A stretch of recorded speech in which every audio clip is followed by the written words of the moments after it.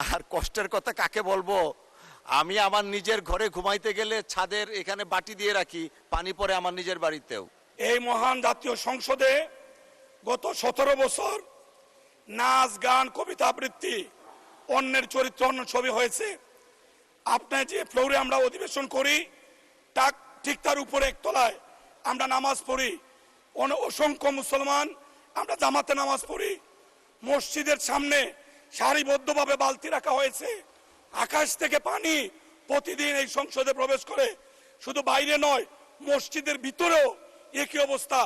এই অধিবেশনে আমরা 9,38,000 কোটি টাকার বাজেট অনুমোদন দিয়েছি। মেহেরবানি করে মসজিদে পানি পড়ার ব্যবস্থা বন্ধের জন্য আমি আপনার মাধ্যমে সকলের দৃষ্টি আকর্ষণ করছি। আপনাকে ধন্যবাদ।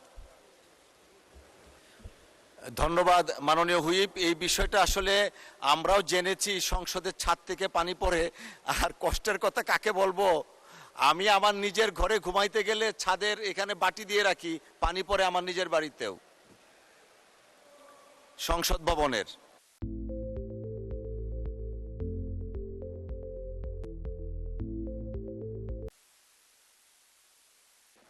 মাননীয় সদস্যবৃন্দ, দিনের কার্যসূচি ও মাননীয় চিফ হুইপ। পানি পড়ার বিষয়টা এই পূর্ত মন্ত্রণালয়ের আওতাধীন। তাদের সাথে গতকালকে কথা বলেছি। যত জায়গা থেকে পানি পড়ে তারা সেটা মেরামত করার কার্যক্রম গতকালকে হাতে নিয়েছে। ইনশাআল্লাহ আগামী এক সপ্তাহের মধ্যেই এটা সমাধান হবে বলে বিশ্বাস করি। দ্বিতীয়ত, মাননীয় স্পিকার, আমাদের জনাব ওই যে আমরা শওকতুল ইসলাম মৌলভীবাজার 2, তার ওখানে ভারত থেকে পানি এসে ফ্ল্যাডেড হয়ে গেছে। সেখানে তারা একটা বাঁধ নির্মাণ করতে চায়। আপনি যদি ওনাকে একটু অ্যালাউ করেন। আর ফরিদুল ইসলাম ফরিদুল কবির তালুকদার, উনি 141 জামালপুর 4, তাকেও যদি আপনি 1 মিনিটের জন্য অ্যালাউ করেন, তারও একটা বিরাট সমস্যা আছে, তিনিও কথা বলতে চান।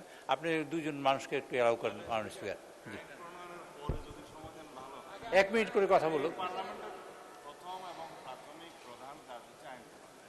মাননীয় চিফ হুইপ এবং মাননীয় স্বরাষ্ট্রমন্ত্রী, আমি 350 জনকে অ্যালাউ করতে চাই, কিন্তু সম্ভব না সব সময়। বাট অসংখ্য ধন্যবাদ।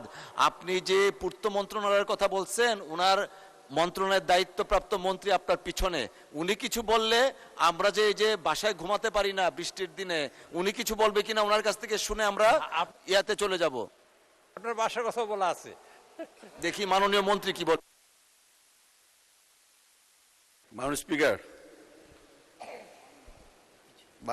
চিফ হুইপ সাহেব অলরেডি এ ব্যাপারে আমাদের মনোযোগ আকর্ষণ করছেন এবং আমরা সর্বাত্মক বন্দোবস্ত করতেছি। ইনশাল্লাহ এর প্রতিক্রিয়া খুব সহজেই হয়ে যাবে। ধন্যবাদ।